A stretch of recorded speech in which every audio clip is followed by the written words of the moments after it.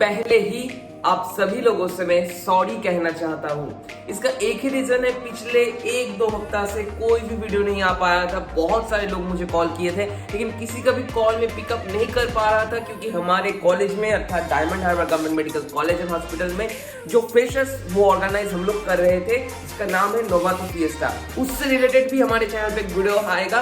तो obviously stay tuned with biometric. तो पहले ही बता देना चाहता हूँ, अगर आप हमारे काउंसलिंग सर्विस और बायोमेट्रिक काउंसलिंग सर्विस इसमें ज्वाइन होना चाहते हो तो नीचे दिए गए नंबर पे आप लोग हमें कांटेक्ट कर सकते हो, ठीक है। उसके बाद मैं आपको जो मेथड होगा, कैसे आपको एनरोल करना पड़ेगा, ये चीज बता दूंगा। लगभग 100 स्टूडेंट्स कंप्लीट हो चुके हैं जो हमारे काउंसलिंग सर्विस के थ्रू हेल्प ले रहे हैं। अगर आप जुड़ना चाहते हो हमारे काउंसलिंग सर्विस में तो इस नंबर पे आप लोग हमें कॉल कर सकते हो, ठीक है। तो चलिए without any further introduction let's start. आज हम जो मैटर को लेकर डिस्कस करेंगे that is the most anonymous college of West Bengal. तो आप लोगों को लग रहा है कि भैया the most anonymous college of West Bengal, ये कैसा बात हुआ? तो the most anonymous college of West Bengal, this award goes to ESIC Joka. इसका रीजन क्या है, इसके लिए आपको वीडियो को अंत तक देखना पड़ेगा। तो चलिए guys without any further introduction let's start the video. बहुत सारे फोन कॉल्स आते हैं मुझे, जहां पर बहुत सारे स्टूडेंट मुझसे ये पूछते रहते हैं कि भैया ESIC जोका लेना क्या सही होगा? ESIC जोका क्या प्राइवेट मेडिकल कॉलेज है और गवर्नमेंट है, ठीक है, एक्सेट्रा बहुत सारे रूमर्स भी फैले हुए होते हैं कि ESIC जोका में 3 साल का बॉन्ड होता है, 5 साल का बॉन्ड होता है, एक्सेट्रा ब्ला ब्ला ब्ला, ठीक है। इसलिए ESIC जोका के ही एक स्टूडेंट जिसका नाम अमित है, आप लोग उनका इंस्टाग्राम आईडी यहाँ पर देख ही सकते हो, उनसे मैंने पर्सनली बात किया फोन कॉल करके, मेरा दोस्त भी होता है वो, उससे मैंने बात करके जो डेटा यहाँ पर रिप्रेजेंट किया है that's the truth about ESIC medical college. अगर आपको कोई ESIC मेडिकल कॉलेज से रिलेटेड डाउट है तो आप मुझे भी पूछ सकते हो। तो चलिए आते हैं मेन टॉपिक में, द ESIC मेडिकल कॉलेज। तो ESIC जोका मेडिकल कॉलेज को डिस्कस करने से पहले हमें जानना पड़ेगा व्हाट इज ESIC और IP कोटा, ठीक है। IP कोटा क्या होता है? तो व्हाट इज ESIC और IP कोटा?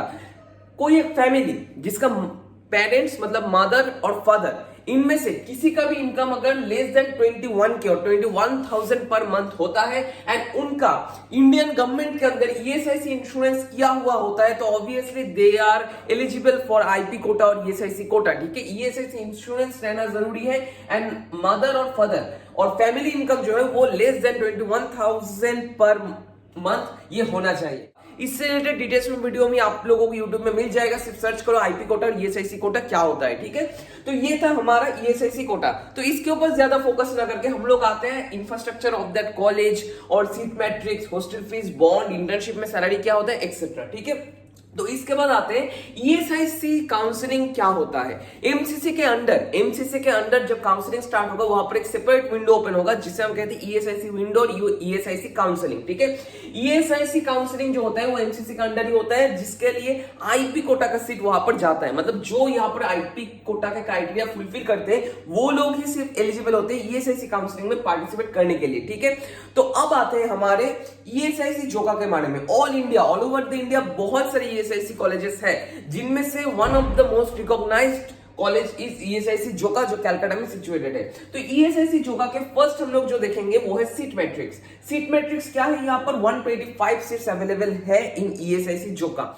ESIC जोका में जो 125 सीट्स अवेलेबल है उनमें से 51% है IP कोटा के लिए और ESIC कोटा के लिए, ठीक है। फॉर IP कोटा 51%, लगभग 64 सीट्स। मतलब इन IP कोटा में आप लोगों का ऑल इंडिया काउंसलिंग के थ्रू भी आप लोग घुस नहीं पाओगे, आप लोग स्टेट काउंसलिंग के थ्रू भी घुस नहीं पाओगे, लेकिन किसके थ्रू घुस पाओगे? आप लोग घुस पाओगे इसके through, ESIC counselling under MCC, ठीक है।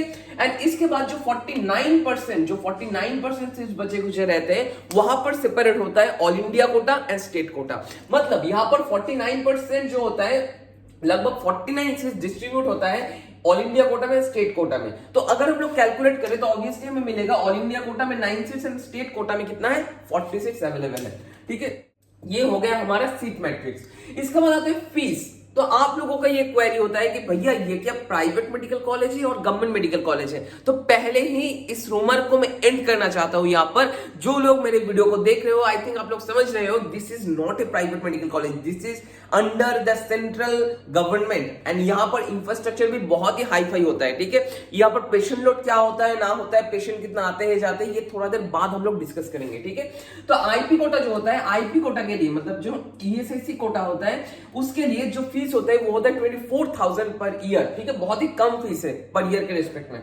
लेकिन अदर मतलब जो ऑल इंडिया कोटा के थ्रू, स्टेट कोटा के थ्रू ये 49% में इंक्लूड होंगे, उनके लिए जो फीस होता है वो होता है 1 लाख पर ईयर और 50K पर सेम, ठीक है। ये चीज आपको याद रखना होगा। This is the fees structure, entire fees structure of ESIC Joka medical college. इसके बाद आता है हॉस्टल, जो बहुत सारे लोगों का क्वेश्चन होता है, भैया ईएसआईसी कॉलेज का हॉस्टल कैसा होता है, हॉस्टल फीस कितना होता है। ईएसआईसी कॉलेज में जो हॉस्टल फीस होता है वो लगभग होता है 4200, मतलब 4200 पर ईयर, ठीक है, पर ईयर, बहुत ही कम फीस है, 4200। फूडिंग सेपरेट से होता है एंड ये लगभग लगता है 3000 पर मंथ, ठीक है। एंड जो मेरा दोस्त है अमित, ईएसआईसी जोका में पढ़ता है, उसने ही कहा है कि फूड का क्वालिटी भी बहुत अच्छा है, 3000 में अच्छा खासा फूड वहां पर मिल जाता है, तो इसके लिए चिंता मत करना एकदम भी, ठीक है।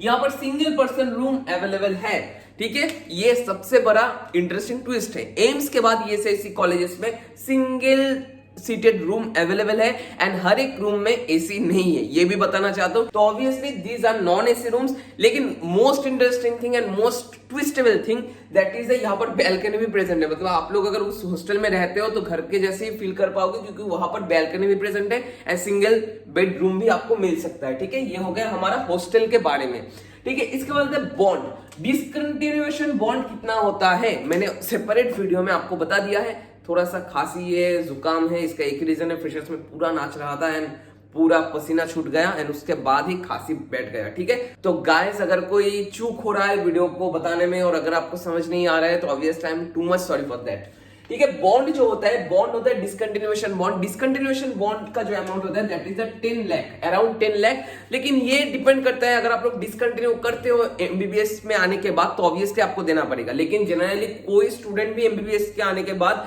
डिसकंटिन्यू नहीं करता है, वो डॉक्टर होने के बाद ही छोड़ता है, ठीक है। तो ऑब्वियसली डिसकंटिन्यूएशन बॉन्ड का ज्यादा कुछ वैल्यू नहीं है। लेकिन अगर आपको डिसकंटिन्यूएशन बॉन्ड के रिलेटेड और भी रिलेटेड वीडियो चाहिए तो आप लोग इस वीडियो को देख सकते हो, पर बहुत अच्छे से डिटेल में मैंने बताया है ये सारी चीज, ठीक है।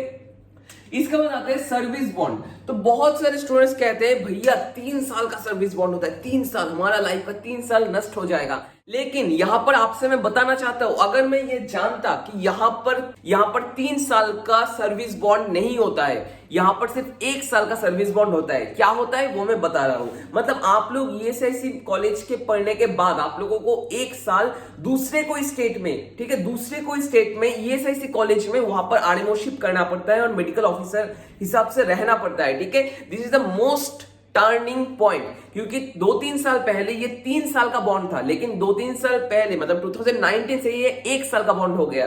एंड मैं जब एडमिशन लिया था कॉलेजेस में तो मैं ये नहीं जानता था। अगर मैं जानता तो ऑब्वियसली इन कॉलेजेस में ही मैं अप्लाई करने की कोशिश करता, इनमें हो भी जाता मेरा रैंक के मुकाबले, ठीक है।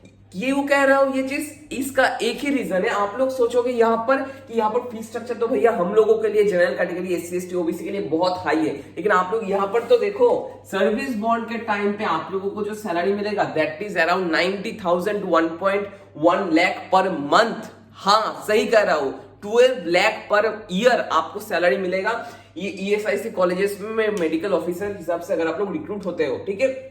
एंड ड्यूटी आवर्स भी बहुत कम होते हैं, 5 to 6 आवर्स। इसका एडवांटेज क्या होगा वो मैं थोड़ी देर बाद आपसे डिस्कस कर रहा हूं, ठीक है। इसके बाद आते हैं इंटर्नशिप। इंटर्नशिप होता है 1 साल का, जो हर कॉलेजेस में होता है, गवर्नमेंट कॉलेजेस होता है, प्राइवेट कॉलेजेस में इंटर्नशिप के टाइम पे थोड़ा सा कम स्टाइपेंड और सैलरी मिलता है। लेकिन इंटर्नशिप के टाइम पे वेस्ट बंगाल पे स्केल में जो 28,000 के आसपास सैलरी है वही आपको मिलेगा ईएसआईसी जोका कॉलेज पे, ठीक है। तो यहाँ पर आते हैं हम लोग कि ईएसआईसी कॉलेज अच्छा होगा या बुरा होगा, ये चीज को लेकर आज हम डिस्कस करेंगे इस वीडियो में।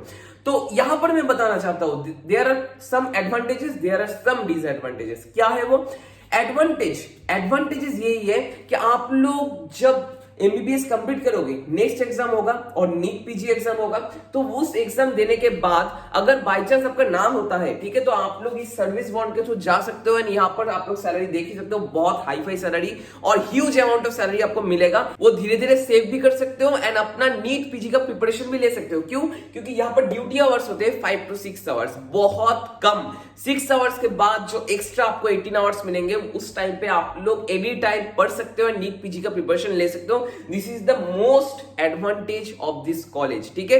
लेकिन यहां पर कुछ छोटे मोटे डिसएडवांटेजेस है जो मैं आपको बताना चाहता हूं। जनरली ईएसआईसी और इन कॉलेजेस में और ईएसआईसी जोका और इन ईएसआईसी कॉलेजेस में क्या होता है, यहां पर जनरली सब तरह के पेशेंट नहीं आते हैं। जिनका ईएसआईसी इंश्योरेंस है और जिनका आईपी कोटा है वो लोग ही जनरली जाते हैं। हाँ, मैं समझ रहा हूं patient load is a huge factor, लेकिन पेशेंट लोड यहाँ पर थोड़ा सा कम होता है गवर्नमेंट कॉलेज के मुकाबले।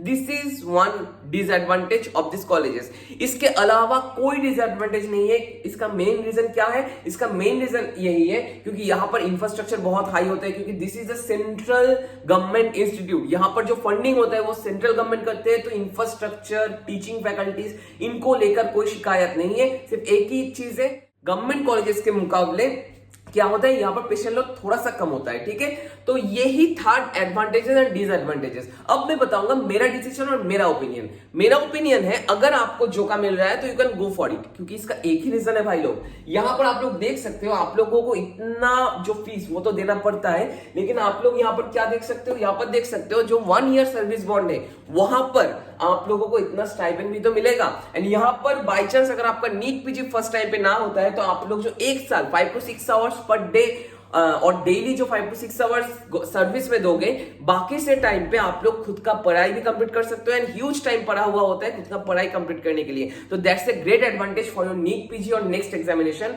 ताकि आप लोग उसके बाद एमडी और एमएस कर सको। ठीक है, ये आई थिंक आप लोग समझ चुके हो। जो जो आपका क्वेरी था वो मैंने सॉल्व कर पाया है। एंड अगर आपको अभी भी कोई क्वेरी है तो नीचे कमेंट बॉक्स में कमेंट करना है। एंड अगर आपको कोई डाउट है तो नीचे दिए गए नंबर पे हमें मैसेज कर सकते हो एंड कॉल भी कर सकते हो। एंड अगर आप हमारे काउंसलिंग सर्विस में ज्वाइन होना चाहते हो तो नीचे दिए गए नंबर पे आप लोग हमें व्हाट्सएप भी कर सकते हो, मैसेज भी कर सकते हो। एंड ऑब्वियसली इस नंबर पे आप लोग हमें कॉल भी कर सकते हो। एंड उसके बाद मैं बता दूंगा कैसे हमारे काउंसलिंग सर्विस में आपको ज्वाइन करना पड़ेगा। ठीक है, आज सिर्फ इतना ही। नेक्स्ट दिन आऊंगा और कुछ इंटरेस्टिंग वीडियोस को लेकर। तब तक के लिए स्टे ट्यून्ड विद बायोमेड की मॉर्निंग। Thank you guys.